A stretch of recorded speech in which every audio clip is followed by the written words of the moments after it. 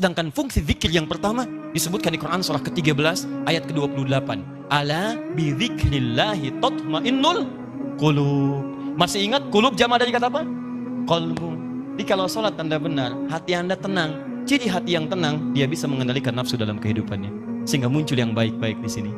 Jadi kalau teman-teman sudah sholat 5 kali dalam sehari, tambah dengan sunnahnya, hatinya belum tenang, pasti ada yang kurang tepat dalam sholatnya.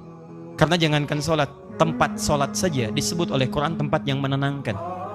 Quran surah 2 ayat 125. Wa idh ja'alna al-baita mathabatan lin-nasi wa amna. Dan ingatlah ketika kami tetapkan al-bait Ka'bah itu di sekitaran Masjid Al-Haram. Begitu Anda ke situ, kata Allah, Anda punya masalah apapun, segelisah apapun di depan Ka'bah, tenang jiwa Anda. Dan hebatnya lingkarannya disebut dengan masjid. Masjid pun punya aura yang mirip-mirip sama. Gak percaya silahkan. Anda dari rumah datang ke masjid, begitu dibuka pintu masjid, melangkah, ada ketenangan tersendiri. Ada lain teman-teman. Makanya saya beri saran sedikit ya. Ikuti pola sahabat dulu.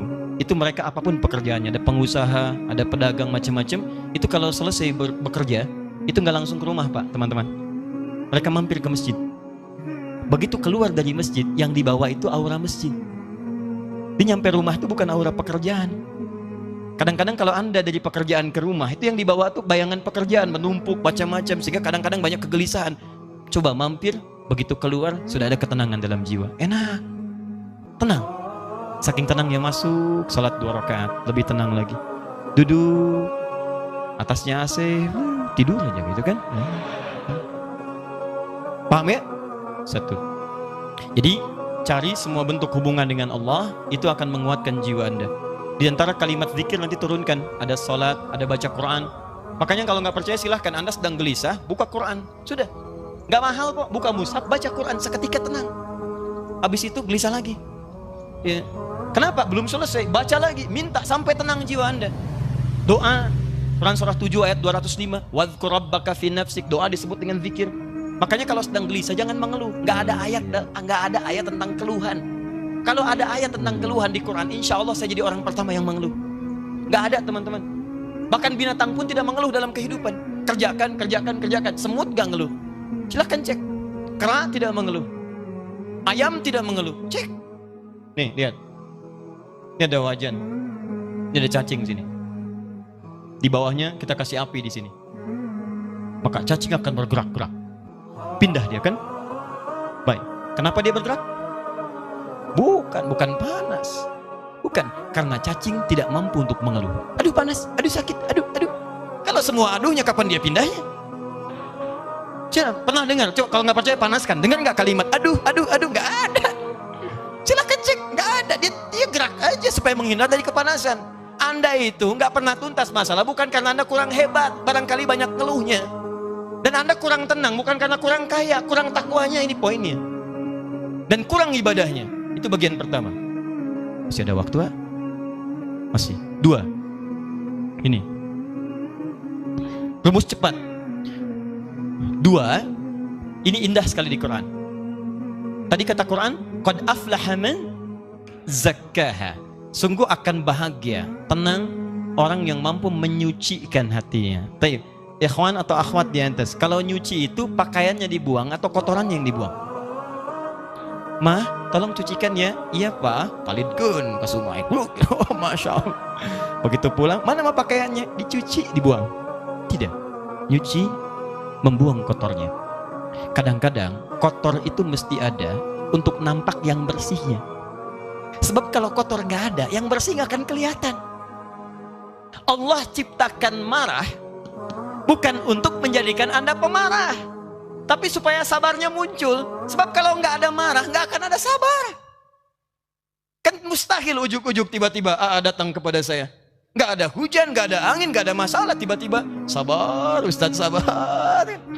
Saya cuma tanya, sehat? Ya. Karena mustahil teman-teman. Mustahil ada kejujuran kalau tidak diciptakan lawannya dusta. Kalau nggak ada dusta, bagaimana bisa mengukur jujur? Jadi caranya bagaimana kata Quran? Ketika Anda mendapati semua ini dalam kehidupan, tidak diciptakan ini kecuali untuk diketahui lawannya. Jadi kalau Anda menemukan sesuatu yang tidak baik, yang bersumber dari nafsu, cepat langsung cari lawannya di takwa untuk menyelesaikan itu semua. Karena itu tidak dimunculkan kecuali melatih Anda untuk mendapatkan sifat takwanya. Contoh prakteknya. Ibu, halo? Suami pulang dari kantor, tiba-tiba marah.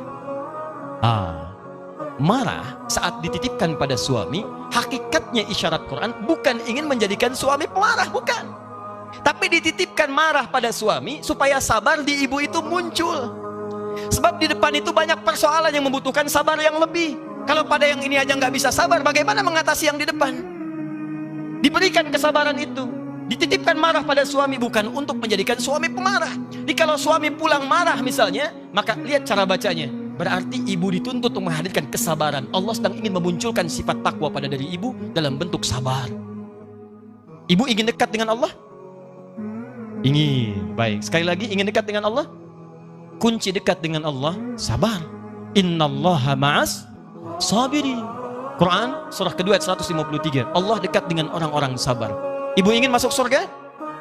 Kunci masuk surga, sabar. Quran surah 13 ayat ke-28. Kalimat malaikat pertama menyambut orang ahli surga, salamun alaikum bima sabartum. Selamat, Anda bisa masuk surga karena sabar. Jadi kalau ada suami marah, datang ke rumah, berbahagialah bu. Kenapa? Karena pada saat itu ibu dititipkan oleh Allah, langsung cari lawannya. Mama, alhamdulillah, sabar. Ya Pak, Masya Allah.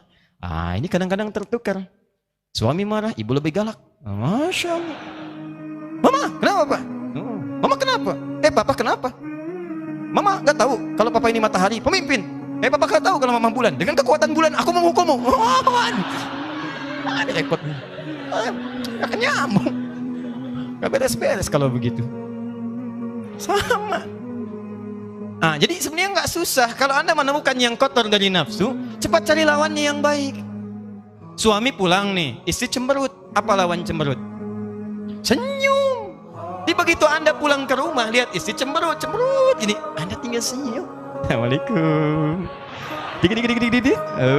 Kayaknya kenal. Udah gitu. Ya, cuman memang teorinya mudah, prakteknya tidak sederhana itu. Betul. Ustadz juga sama. Makanya jarang ada ustadz ceramah bawa istrinya, jarang itu.